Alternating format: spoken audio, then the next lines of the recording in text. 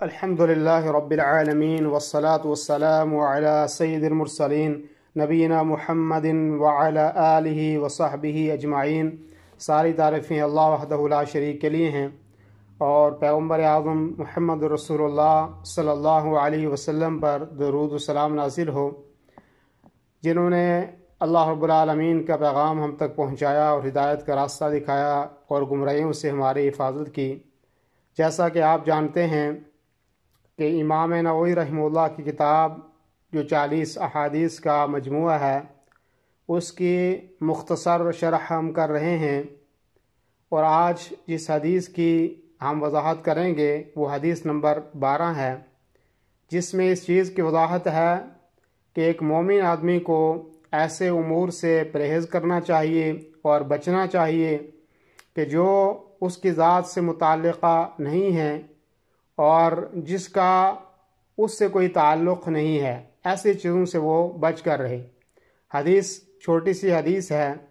اور لیکن اگر آدمی اس حدیث پر عمل کرتا ہے تو بے شمار برائیوں سے وہ آدمی بچ جائے گا۔ حدیث اس طرح ہے: عن ابی ہریرہ رضی اللہ عنہ قال قال رسول اللہ صلی اللہ علیہ وسلم من حسن اسلام المرء ترکہ ما لا یعنیہ حدیث حسن رواہ الترمذی وغیرہ ہکذا۔ جناب ابو ہریرہ رضی اللہ عنہ بیان کرتے ہیں کہ رسول اللہ صلی اللہ علیہ وسلم نے فرمایا، آدمی کے اسلام کی ایک خوبی یہ ہے کہ وہ لا یعنی اپنے سے غیر متعلق چیزوں کو چھوڑ دے۔ یہ حدیث حسن ہے، اس سے امام ترمذی علیہ الرحمہ نے روایت کیا ہے، اور اس کے علاوہ بھی لوگوں نے روایت کیا ہے۔ اس حدیث سے اس چیز کی وضاحت ہوتی ہے کہ آدمی ہمیشہ لا یعنی چیزوں سے اور فضول چیزوں سے، بے مقصد باتوں سے اجتناب کرے،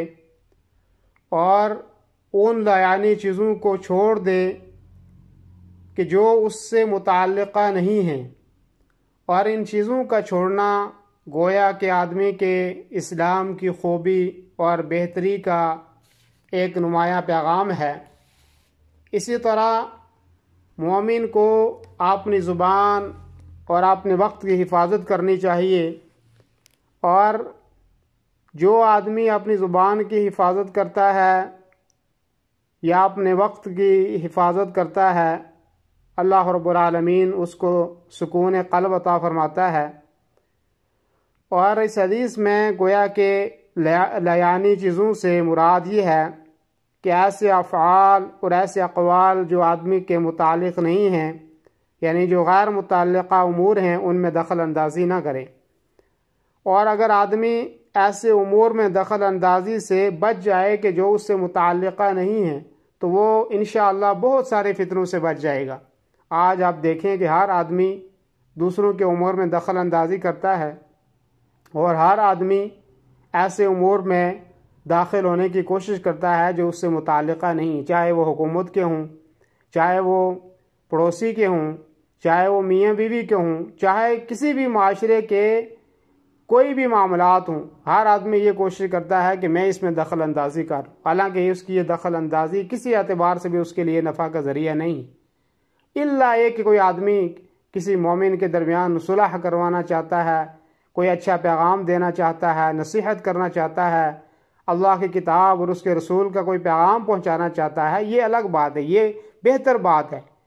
منع ان چیزوں سے ہے کہ جو اس کے تعلق سے نہیں ہیں، جن کا اس کو نفع ملنے والا نہیں ہے۔ تو انشاءاللہ اگر آدمی ان بیہودہ چیزوں سے، بے مقصد چیزوں سے اجتناب کرے گا تو وہ بہت ساری چیزوں سے بچ جائے گا، بہت سارے فتنوں سے وہ آدمی بچ جائے گا۔ اور آدمی کو ایسی چیزوں میں مشغول رہنا چاہیے کہ جو اس کے لیے نفع کا ذریعہ ہوں، جو اس کے ایمان کے لیے بہتر ہوں، جو اس کی ذات کے لیے بہتر ہوں۔ اور اللہ کے رسول صلی اللہ علیہ وسلم کی ایک حدیث ہے کہ آپ نے فرمایا کہ طاقتور مومن اللہ کے نزدیک کمزور مومن سے بہتر ہے، یعنی جو مومن اپنی صحت کا خیال رکھتا ہے، جو اپنے معاملات کا خیال رکھتا ہے، تو وہ اللہ کے نزدیک زیادہ محبوب ہے ایسے لوگوں سے کہ جو بے مقصد اور لایعنی امور کے اندر جو ہے پڑے رہتے ہیں۔ اور فرمایا اللہ کے رسول صلی اللہ علیہ وسلم کی حدیث کا خلاصہ ہے، آپ نے فرمایا کہ ہر نفع بخش چیز کے حصول کے لیے کوشش کرو، آپ جو آپ کو نفع دے سکتے، جو آپ کی ذات سے کے لیے نفع بخش ہو، جو آپ کے گھر والوں کے لیے نفع کا ذریعہ ہو، جو آپ کی قوم، برادری، ملک کے لیے نفع کا ذریعہ ہو، ان چیزوں کو تلاش کرنے کی کوشش کرو اور اللہ سے مدد بھی طلب کیا کرو، کیونکہ کوئی بھی کام اللہ رب العالمین کی مدد کے بغیر نہیں ہو جاتا۔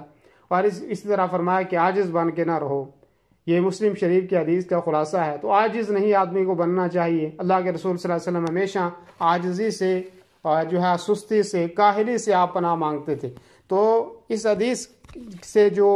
سب سے بڑا درس ہمیں ملتا ہے وہ یہ ہے کہ ہمیں اچھی خیالات رکھنے چاہیے اور اچھے امور اپنانے چاہیے، اور بے مقصد، فضول اور بیجا امور سے ہمیں اجتناب کرنا چاہیے۔ اللہ رب العالمین میری اور آپ سب کی حفاظت فرمائے۔ جزاکم اللہ خیر، وصلی اللہ وسلم علی نبینا محمد وعلی آلہ وصحبہ اجمعین، والسلام علیکم ورحمۃ اللہ وبرکاتہ۔